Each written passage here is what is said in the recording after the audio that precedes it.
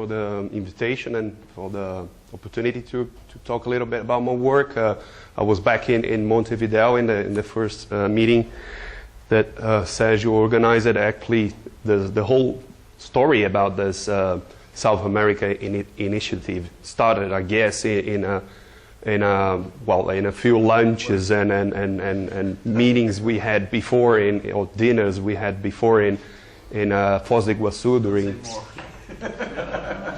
Okay, nothing about the wine. Yeah. But anyway, here we are, and I think things are working, and slowly but surely. So I'll be talking a little bit about hybrid potentials and give a little overview of the work we do in the University of São Paulo, which many of you might know, but for those of you who don't know, this is the nice campus that we have in the city of São Paulo. That's the Chemistry Institute where I am based. We have right here a space shuttle just parked in front of our institute, just in case. And I run a lab there, a small lab. I've been there for 6 years, and we basically do have 3 different lines of research. We do development applications and models of we develop approximate models and potentials for molecular simulation. For applications, we are mostly interested in metalloenzymes currently, but we have done research in trying to understand the mechanism of enzyme reactions, and we are also interested in the flexibility and the molecular recognition by proteins. I'll be talking mostly about some development and the mechanism of metalloenzyme action today. So this is an outline. We'll start about hybrid potentials, hybrid QCMM potentials of quantum chemistry and molecular mechanics that are used to study electronic phenomena in condensate phase. I'll talk about the P-Dynamo library, which is a library, not actually one piece of software, but a library that you can build your own programs to do molecular simulation, in particular using hybrid potentials. Then I'll talk a little bit about the long-term goal of the laboratory, which is what I call computational molecular bioenergetics. We're actually trying to understand the detailed mechanism of many metalloproteins involved in cellular respiration and in photosynthesis. Then I will talk a little bit about one of the proteins, a simple iron sulfur protein that we have been working recently, which is rubidoxine. We were trying to understand some atomic force microscopy results of unfolding and iron sulfur dissociation of this protein. And we are using many different methods for that. I'll be talking a little bit about some of them. As you probably already noticed, this talk will be much more basic science than the previous one. So please, if you have doubts, if you would like to know more details about the methods or the theory behind of it, raise your hands and make questions, all right? So when you do a simulation, what do you need? What do you need to run a molecular simulation? You basically need 2 things. You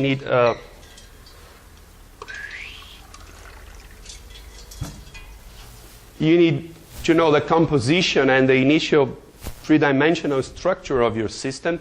So be it a protein embedded in a membrane, you need to know, initial configuration for that with the solvent and all the constituents, all the composition of that system.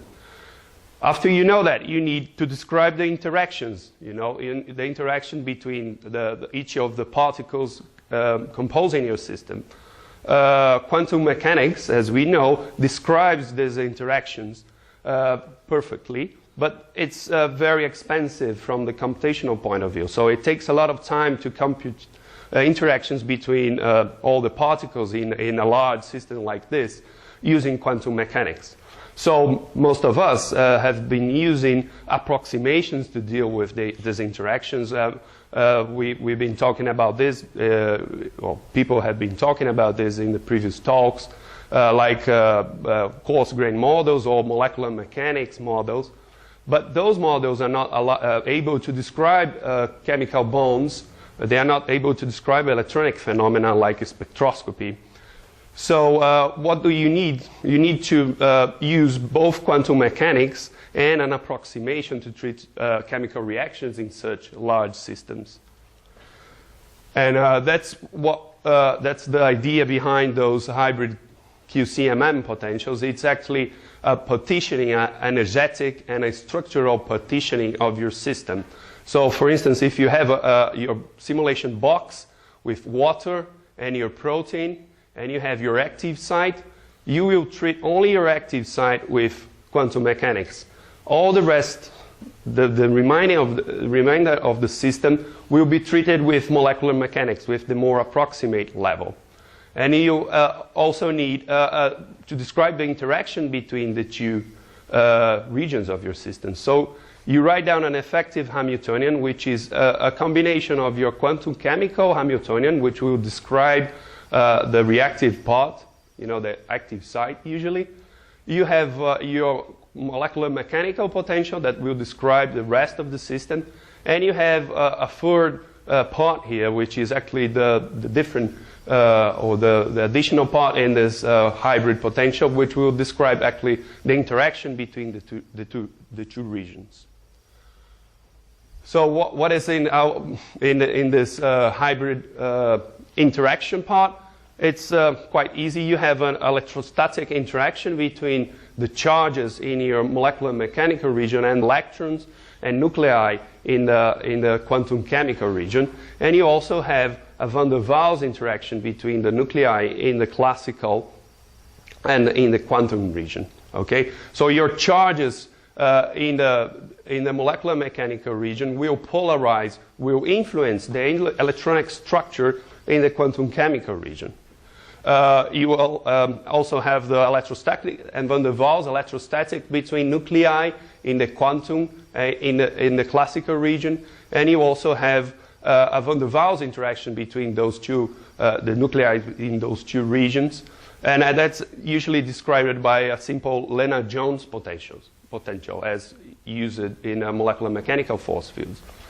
When you have, sometimes you need to break a bond between those two regions. You have one carbon, for instance, that might be in the molecular mechanical region that's bound to a carbon that's in a quantum chemical region. So you need to saturate the valence of this bond. It's actually broken when you do the partitioning between classical and quantum regions. So you need sometimes how to treat with this frontier. You sometimes use a phantom or a link atom. So a little bit more detail here. When you have your hybrid interactions, you maintain many of the bonded interactions that you have in your force field, in your molecular mechanical description. So for instance, let's consider this is a quantum region of your system, and the rest of it is the molecular mechanical region. So you have, for instance, a phenylalanine here, and the ring is in the quantum region, but the rest of the amino acid and the backbone of the protein is in the molecular mechanical region. So as I mentioned, you have a bond that's broken in between those two regions. So I'll talk a little bit about how you saturate that broken bond later on, but you keep in your potential, you keep the harmonic bond term for that bond that's broken. You keep the angle, you keep the torsion, the dihedral. Okay, that's necessary so that your quantum region is not fluctuating. It's still part of the whole protein, of the whole system you are simulating. You also have the interactions between the quantum nuclei and the van der Waals interactions between the quantum nuclei and the classical nuclei. That's usually described by normal Lennard-Jones potential. You do have interactions of the partial charges here in the classical regions with the electrons, as I mentioned, in the quantum region. And you do have to introduce a link atom. Usually you just put a hydrogen in between the bond that's broken between the quantum and the molecular mechanical region. And that's enough to saturate the quantum system, and usually it works fine. I mean, it doesn't perturb the electronic distribution in the quantum region, and you can do your calculations in the quantum part this way. So this is a typical algorithm for those hybrid potential simulations. You define those two regions. You define which atoms are in the quantum region, which atoms are in the molecular mechanical region. And then for the molecular mechanical region, you can calculate all the harmonic bonds, harmonic angle, torsional dihedral angles,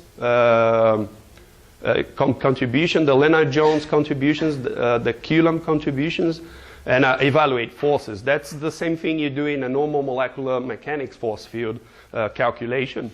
For the atoms involved in the boundary, you know, in between the quantum and the molecular mechanical region, you do calculate the same covalent terms that I mentioned before. You do calculate the Lennard-Jones interactions again between the nuclei in the quantum and in the molecular mechanical region. And then the charges of these molecular mechanical atoms will enter into the quantum calculation in the Fock matrix of the quantum calculation. So when you define your quantum atoms, you need to define as well a basis set that will be used to expand the electronic density of the quantum region. And then from that basis set, you can calculate an overlap matrix. You need an initial guess of your molecular orbital coefficients, and with that three components, the orbital, the overlap matrix, the gas orbitals, and the point charges from your molecular mechanical atoms and the quantum mechanical nuclei, you can build the Fock matrix, try to diagonalize it, and then you get energies and new molecular orbital coefficients. If they converge, your calculation is done. Otherwise, you come back and iterate in the cycle. This is called the self-consistent field calculation that's done in many quantum, or in all basic quantum chemical calculations. Once you converge that SCF, that self-consistent field calculation, you can then evaluate forces, and you combine the forces that you evaluate in those three regions, or in those three contributions, and you are basically done. You can now propagate your system and do, for instance, a molecular dynamics simulation, or do a geometry optimization, or whatever calculation that you would like to do with those forces. All right? So that's the basic algorithm you do for a hybrid potential calculation. The three guys that developed this technology many years ago got the Nobel Prize in chemistry 3 years ago, actually. So that's Karplus, that's Levitt, and that's Warshall. Mainly Warshall was the one developing this, and Karplus got into this area, I would say, with this paper from 1990, and the first author of this paper is Martin Field, which is who is my main collaborator, and the guy behind the P-Dynamo library, which is, as I mentioned before, it's not a black box or a closed program. It's more like a library with many routines that can do several kinds of calculations. It can do pure quantum chemical calculations, semi-empirical calculations. It can do hybrid potential simulations. It can do pure molecular mechanical as well, using many different force fields. Can do energy calculations, geometry optimization, search transition states, and a list of different kinds of simulations. So it's more like a toolkit that you can use when you're trying to do some sort of simulation. You can call the routines in this, write down your piece of code, and do your simulation. So, for instance, this is an example of a geometry optimization, a code that you need to write. It's quite simple, but it will do you the thing that the whole geometry optimization. So it's written in Python, which is more or less becoming a standard for scientific computing. So if any of you guys, now I'm talking to the students, would like to learn a language, to choose a language to learn, that's probably Python you should do. So this is the code. What you do, usually you import the definitions, you import all the routines and the libraries you would like to use. I'm not showing that explicitly here, but that's what you do first. And then to do a geometry optimization, the first thing you need to do is build your molecular system. So what this routine will do, it will read this X, Y, Z file and then build a system definition for that. Now we define what energy model we would like to use. We are using a semi-empirical one, the AM1 model. So that tells the program how to calculate the interactions that, as I mentioned before. You write down a summary of your system, you calculate the initial energy, and then you ask for geometry optimization using a conjugate gradient that will actually minimize the energy by optimizing the geometry. And those are parameters, like the frequency you're going to log the calculation, how many iterations it will do, what's the convergence criteria of the calculation. And when this finish, it will give you the optimized geometry, and you can again calculate and optimize that energy and all that kind of detail you would like to have from your molecule. So that's an example. Of course, when you do a simulation with a protein, the code is a little bit more involved, but again, the idea is the same. You always, using a library, you can call this library and do your calculations. As a person that has been involved with PDynamo library, been developing for PDynamo library for almost 10 years now, I would like to advise you to be aware of some unofficial workshops and courses that two guys are given here in Brazil currently that are unofficial, and they are actually giving a workshop for an interface that they wrote that actually calls PDynamo to do molecular simulations. They are not, using or developing PDynamo itself. And I am a bit uncertain of how this library works, this interface work, and the course that they are doing. So be aware of that. That's, again, another warning for the students. So carry on. Giving a little more detail what we've been doing recently. We've been using, as I said, a fruit salad of methods. That's maybe not only 2 lemons, more a little bit lemons and apples. But as I mentioned, we work mostly with hybrid potentials. That's using PDynamo, but we've done a whole bunch of electronic structure calculations doing different programs. Molecular dynamics, different types of molecular dynamics, mostly with GROMACS, calculating free energies using different enhanced sampling methods, mostly with GROMACS and Plumed, the Plumed plugin. We've been doing binding calculations using the linear interaction energy approximation, trying to understand what's the whole of flexibility and how flexibility of the macromolecule will modulate the binding. And we also have done NMR calculations, calculating chemical shifts and derived parameters, and experiments as well. And again, that's with help from colleagues, of course. So I would like to give a little bit more details. We are planning to work and to understand in detail what's the mechanism of many iron sulfur proteins involved in molecular bioenergetics. So this is a scheme of the electron transfer chain in mitochondria. That's how all the ATP and all the energy currency is actually produced in our bodies and in our cells. And it's composed by 5 large protein complexes, complex 1, 2, 3, 4, and 5. And this, for instance, the complex 1 is a huge machine, and it has about 7 to 9 iron sulfur clusters like this one in a line here that will transfer electrons from the NIH binding site down to and reduce quinone, which is the mobile electron carrier in this protein. Quinone will be also reduced by complex 2 or succinate dehydrogenase. and then they will be oxidized by complex 3, which is cytochrome BC1, and that will allow what we call the Q cycle to happen. The Q is the ubiquinone. And again, well, the electrons will go on until complex 4, where they will eventually reduce oxygen to produce water. And complex 5 will use the proton gradient that's created by those 4 enzymes to synthesize ATP. And, well, you know the rest of the story here.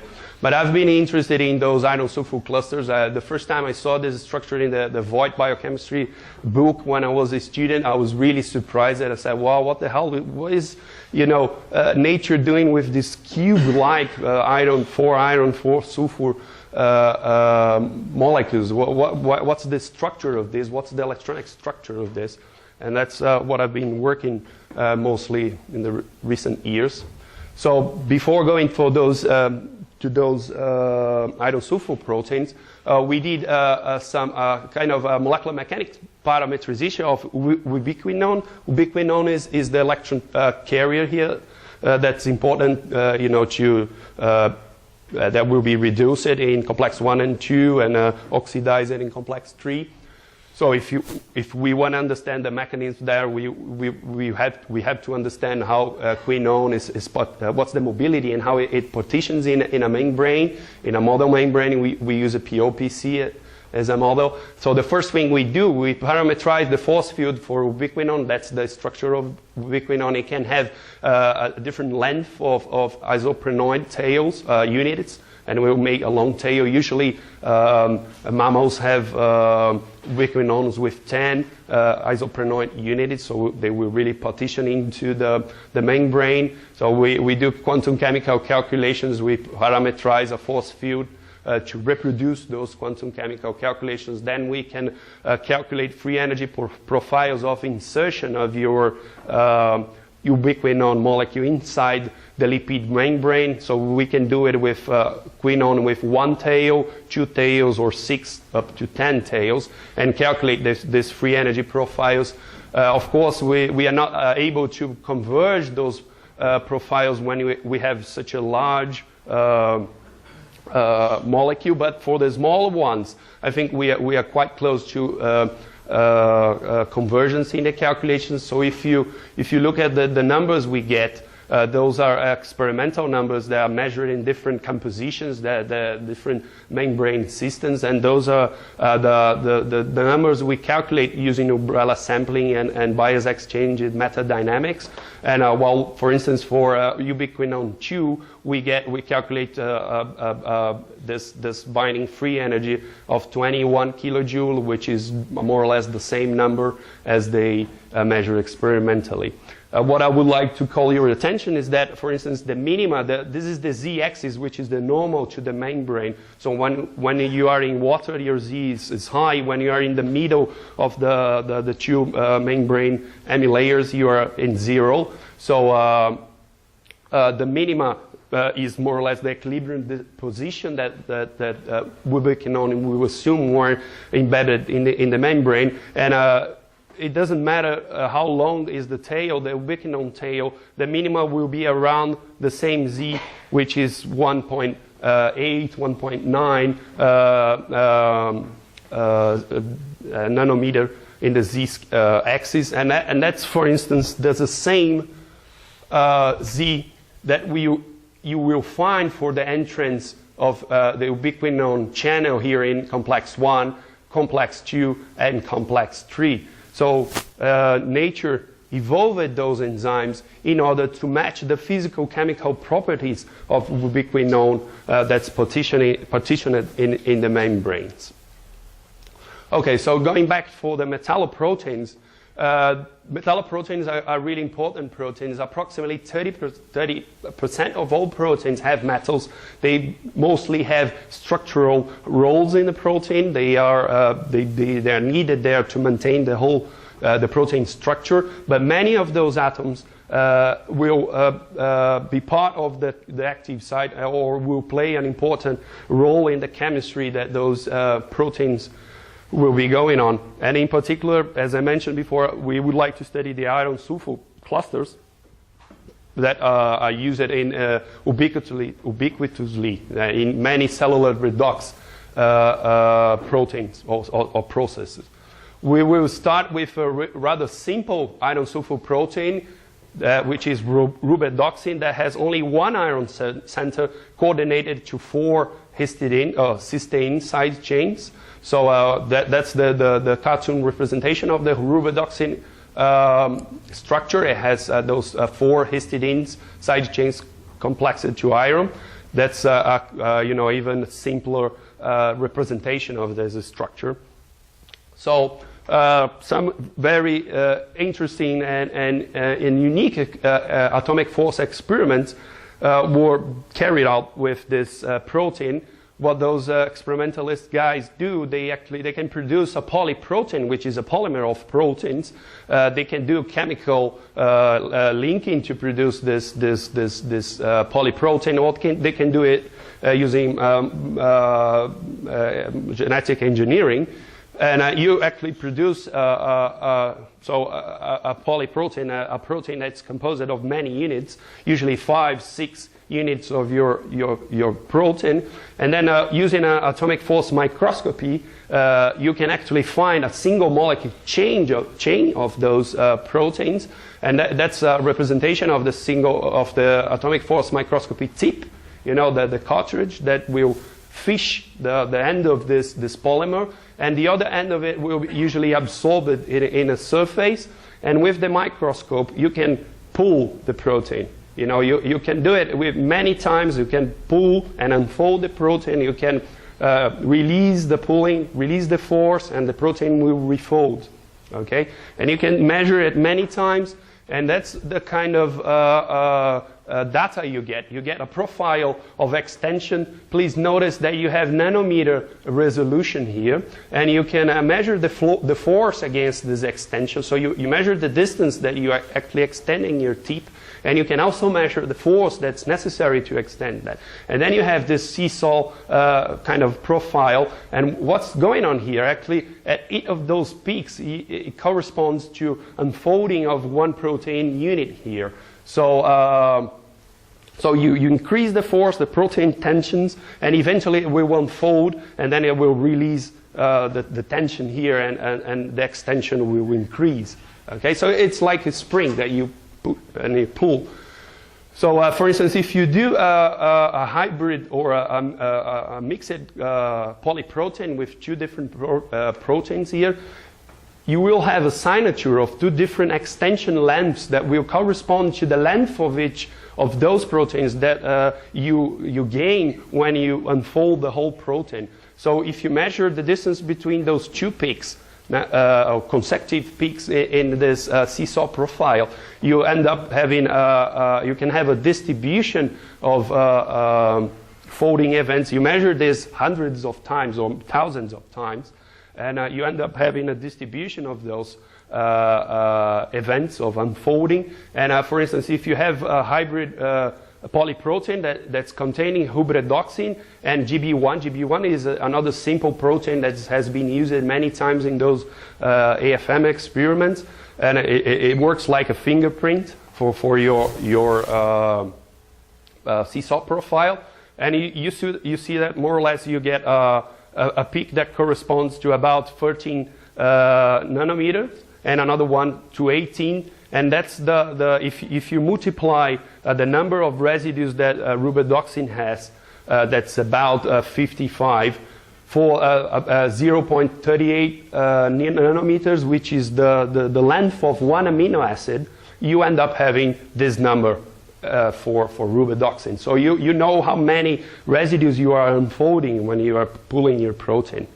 So, and of course, you can also measure the force. The force is the peak that the height of this peak that you see in the seesaw profile. And well, to unfold rubidoxine, to fully unfold that, you have to break at least 2 of those iron sulfur proteins. That's the only way you can extend the whole protein. So. Actually, what you're measuring here, the force you're measuring here, is the force necessary to break one of those, or to break two of those iron sulfur proteins. And what those experimentalists found is that the force necessary to break the iron sulfur bond is rather low. That's the force necessary to break 200 piconewtons. That's what they found, and that's the force necessary to break a disulfide bridge, for instance, which is considered as a weak bond. For instance, a carbon-carbon bond is much stiffer, is much stronger, and you need more or less 1 nanonewton to break one of those bonds. So we would like to simulate this experiment to understanding in molecular detail what's going on there. So the first thing we do is we build a model that's a molecular mechanical model, but you probably remember that you cannot break a bond using a molecular mechanical potential. So we substitute the harmonic potential, usually found in molecular mechanical force fields, for a Morse potential. That's only for the iron sulfur bond. Okay, this is a close view of the iron center in rubidoxine.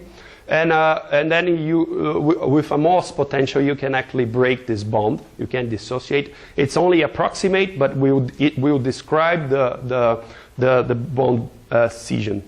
So we do a steered molecular dynamics using this force field, change it with the Morse potential. And if you start from the crystallographic structure and you pull the protein, you see that your root mean square deviation will increase with time. That means that the protein is unfolding. And eventually, more or less at this region of this graph, you will have the whole protein unfolded, but still the iron sulfur cluster intact with the 4 iron sulfur bonds still formed. This rise here is when you actually break one of those bonds. And we can do the simulation for a polyprotein, like in the experiment, and we recover the same seesaw profile as the guys measure experimentally. This is the force against the extension as they do in the experiment, and this is a simulation. And those dots here are the events of when those iron sulfur bonds break. So you see you need to break at least 2 to have a complete extension of the protein. All right, so we've done this simulations. I mean, again, we can reproduce the profile, and if we pull it in different, we can pull with different velocities, you know, as in the experiment, they can control the velocity that you pull your tip in the microscope. We can do it in the computer as well. And but the thing is that with the computer, we have to be much faster than they have to be in the experiment. That's because if you're too slow in your computer, you won't see any unfolding in a reasonable simulation time. So you pull it fast. But then we want to pull it fast, but not too fast that your system is driven very far from equilibrium. So we want to be in between. And what those 2 graphs are showing is that if you pull with 2 different velocities, like 10 to the minus 4 nanometer by picosecond, or 10 to the minus 3, you end up, or 5, you end up having the same distributions of extension and force. So we are more or less, you know, confident that we are not too far from equilibrium, or we are in a quasi-equilibrium situation. What's interesting here is that theory developed by Humer and Szabo predicts that there is a linear dependence between the unfolding force and the log of the velocity of the rate you're pulling your polymer. And well, that's the experiment, and that's our simulations. And you see that those 2 lines are more or less will be more or less coincident, or they are actually parallel. But again, there is a gap here because experiments cannot go too fast, and we cannot go too slow. But anyway, there seems to be some agreement here.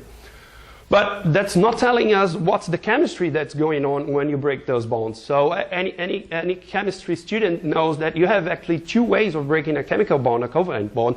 You can break your bond in a homolytic way or in a heterolytic way. What does it mean? In a heterolytic way, you break your bond and the electron pair that's shared will stay with one of the atoms only. So you can break your iron sulfur bond and the electron pair will stay with the sulfur atom, and that will be an ion. Or you can do a heterolytic cleavage, and one of the electrons will be with the thiol, the sulfur, and the other one will be in the iron, and that's a homolytic cleavage, and you end up having a radical here, a thiol radical.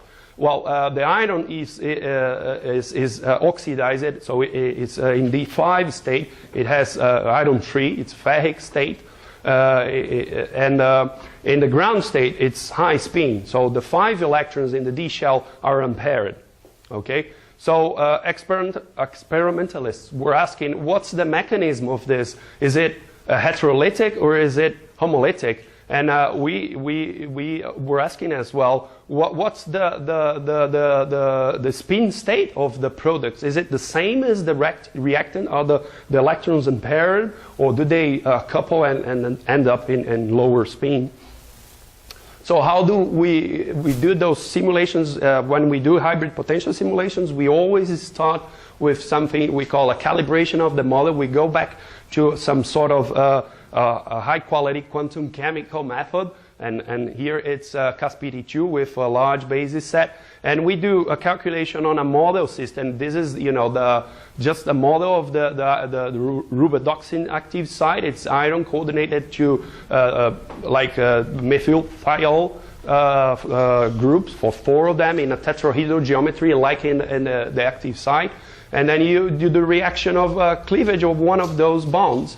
And in black you have the sextet state, as I mentioned, with the 5 unpaired electrons, and in red you have the energies of the quartet state, which is with only 3 unpaired electrons. You do have a pair of electrons that they coupled. So you have the energy here with a reaction coordinate. That's a reaction profile calculation. And what you find out is, again, as I mentioned, the ground state of the reactant is in a high spin state, in a sextet state. But the product, the lower energy product, is actually in the quartet state. So you do have a spin crossing in between here. When the reaction happens, you jump from a sextet to a quartet state. And we find the minimum energy crossing point here. And the second thing we find here is that although you have mostly an iron-free, formally an iron-free in the reactant, you find that in your product you have an iron-2 with a thiol radical. So the mechanism of this bond breaking is homolytic. This is again in our model in a gas phase calculation using a high-level quantum chemical method. But then we calculate the same reaction profile using a more approximate quantum chemical method, for instance, DFT. We tried many different combinations of DFT functionals, and we find one that works fine. And we use this combination again, this DFT functional, in a hybrid potential calculation. And now I'm back to the whole protein. So I get the rubidoxine unfolded structure, but just a little bit before of the iron sulfur bond breaks in that simulation I showed you before. And then we calculate again the reaction profile for the iron sulfur bond cleavage. So that's the product, the geometry of the product with the bond between cysteine 5 and iron broken. And again, you see the same sort of profile you see in the gas phase with a crossing point between the sextet state and the quartet state. And you do have, again, a homolytic cleavage in the reaction mechanism. Experimentally, they measure, they estimate a barrier for this reaction of about 8 kilojoule per mole, and in our calculation we find about 100, so it's a decent agreement with experiment. In experiment, if they release the force, they will see spontaneously the protein refolding. Well, that's in agreement with the very small barrier that we have here, so that will allow the refolding, the reverse reaction of iron sulfur bond formation. And well, we find different other details about that compare with experiment as well. There is one thing, interesting thing, and I'm getting to the end of this talk, but there is one interesting thing about those metalloproteins. Experimentally, it's very hard to study their reactivity because those metal centers are very reactive, and evolution has evolved, nature has evolved proteins to enclose the metal center, usually inside those proteins, to protect them from other possible reactants. So it's very hard to study their reactivity in situ, in the protein. You can unfold your protein, rise the temperature, but then you will uncontrol the unfolding, and it will be a little bit difficult to study what's the whole of the protein environment in the stability of the chemical bonds with the metal. So using these techniques, this atom force microscopy, as you have seen, you can control the unfolding of the protein. You can unfold it partially and expose your active site partially as well, in a controlled fashion, and that will allow reactants that are dissolved in the solution to access the metal site and do chemistry.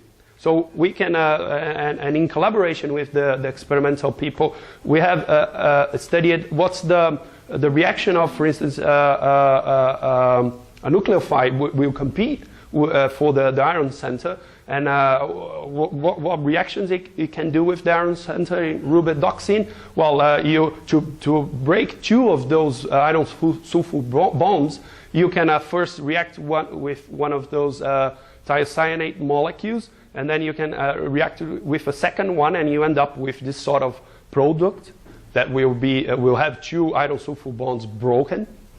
Or you can even react then with water and then with thiocyanate, or first with thiocyanate and then water, and again you end up with two of those bonds broken. So we calculate the energy profiles again for those reactions, and we see that we find the lower barriers. That's probably the mechanism that nature will go on. With the first, the water reaction, which is this reaction, and second, the thiocyanate reaction. So that's got a barrier of about 70 kilojoule per mole, which is smaller than the barrier found in the absence of those chemical agents.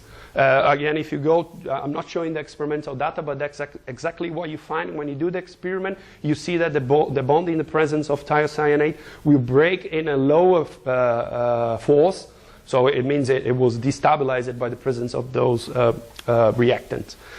We can do the same thing with acidic media, changing the pH of the system, and for the pH you can protonate your leaving group, and then you have much lower barriers, much lower barriers, and faster reaction and lower forces to break the bonds, and we can actually calculate the force that's necessary to break the bond in this rate determining step. And that is again in reasonable agreement with experiment, showing that the force to break the bond will decrease when you include lower the pH or when you include the thiocyanate. So with that, I would like to thank Martin Field, which is my collaborator in many of those iron sulfur studies I mentioned. Hongbin Lee, who is the experimentalist that runs this AFM calculations. Hongbin is coming to Brazil in June to participate in the SBBQ, in the Biochemistry Society meeting, and he's giving a postgraduate or a graduate course in AFM of biomolecules in our institute. So all of you who are interested in that, please get in touch, and you are more than welcome to participate. I also would like to thank my research group. Ariane has done some of the simulations with the MOS potential for unfolding of rubidoxine. Murilo and Rafael, who are here, have done different work which have not shown, and Vanessa has done the calculations of ubiquinone parameterization and insertion in the membrane. Vanessa now has left the lab. She finished her postdoc with us, and she got a position in Mendoza in Argentina. I would like to thank FAPESP for all the money that we have to buy computers and to do research. And say that we are open. We are always happy to receive master's and PhD students as well as postdocs. And before I leave you, I will leave you some of the references. Those are the experimental unfolding papers of using an AFM. That's the Vanessa paper with the ubiquitous non-parameterization and simulations. And those 3 papers will describe the iron sulfur reaction studies that I'm showing you. So thanks a lot for the attention.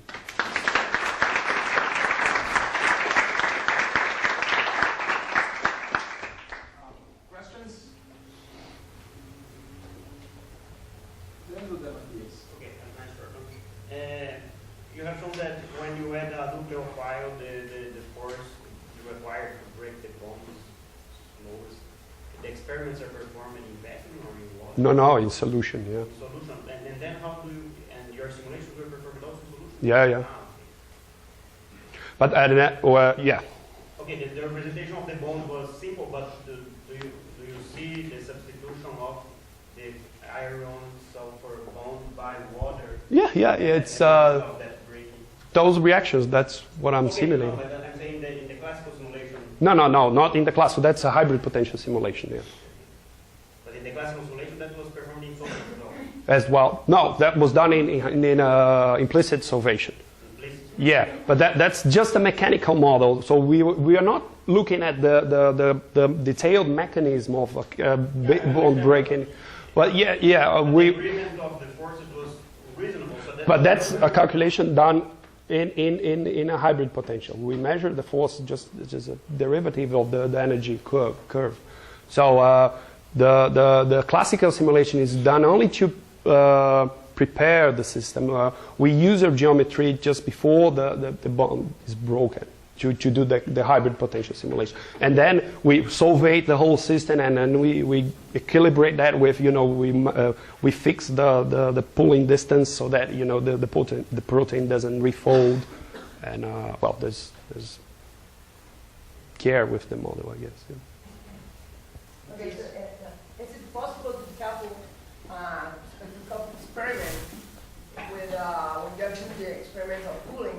Yeah, they are doing it. If you are changing, I guess if you are changing the returning state of iron, you should see some change in its. Well, that's what the experimental people are working on, the coupling, the instrumentation to be able to measure visible or EPR spectra, for instance.